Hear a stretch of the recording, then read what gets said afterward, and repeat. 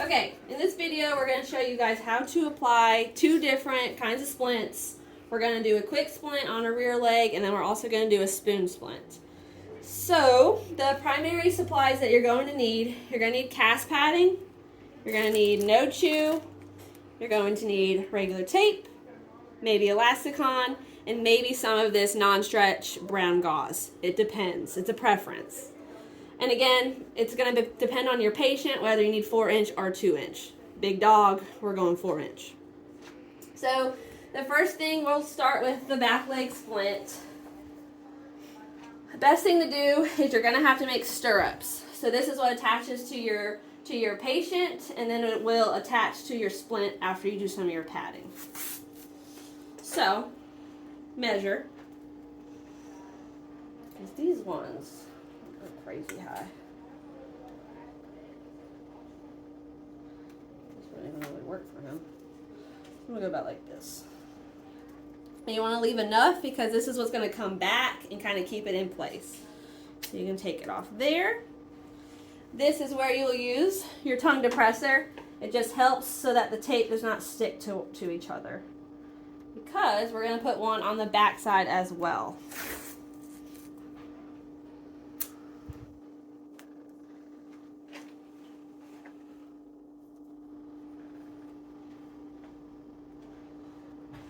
This part can be aggravating. Don't get frustrated. Your patient's not always going to sit still, so it might get a little raggedy, but do your best.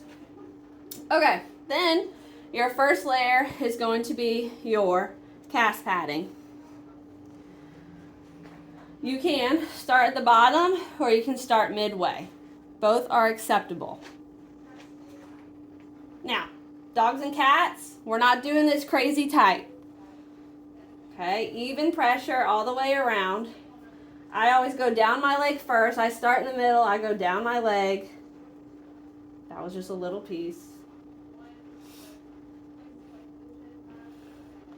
For this situation, just for doing a primary regular back splint, I'm going to leave the toes exposed because that'll show the client at home if there's extra swelling or something like that. You will find in some cases where you might have to bandage the toes. It comes down to doctor discretion, and it's based on kind of what's broken, what's going on.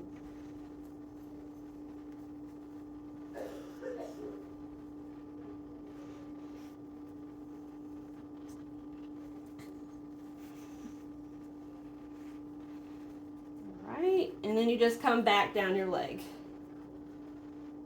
For me, primarily, I would do another round of this, but this is just teaching, so we're going to move on. So then your next step, well, let me say this. Some people like this because they think it kind of keeps everything on a little bit tighter. You can use this or you do not have to use this. If you're concerned, ask the doctor and see what they say. But you would just do it the same way. You would unroll it from the middle or from the bottom, wherever you started, and go up and down your leg. Okay, so once you've done those steps, then you can go ahead and you put your splint on. Okay, again, I always ask the doctor, do you want them to, how much of the splint do you want exposed off of the limb? They'll give you an idea. So once you have it in place, you're going to disconnect your tape. Right, and you're going to fold it and come back up. Now, some people come straight across. That's okay. Others sometimes might do a little bit of a spiral technique. You can do that as well.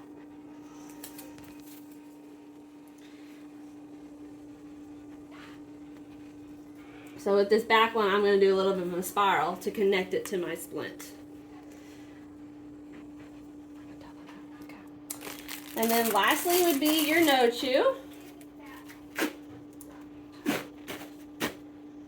And again, you're going to do it just like you did your cast padding, just like you did your non-stretch brown gauze if you chose to use that. Okay, that is all similar.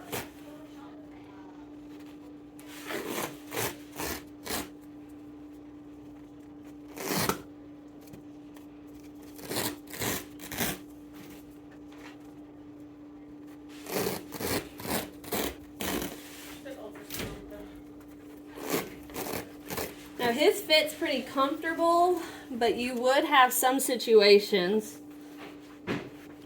where you would need some excess gauze squares up here, just based on their anatomy, to give them more cushion. So sometimes you can just kind of stuff them in there. You can fold them over to make a little bit of a thing like that, and then you'll just put that into your no-chew.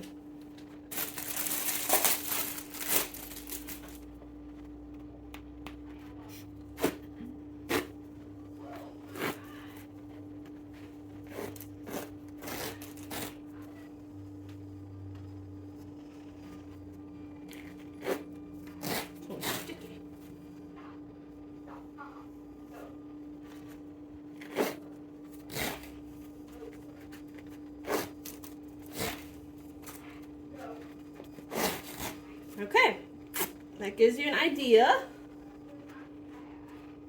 So the top looks pretty good. Some people might do a little bit of elasticon up top just to help for anti-slippage. And a lot of us also do some elasticon down here just to give it some grip.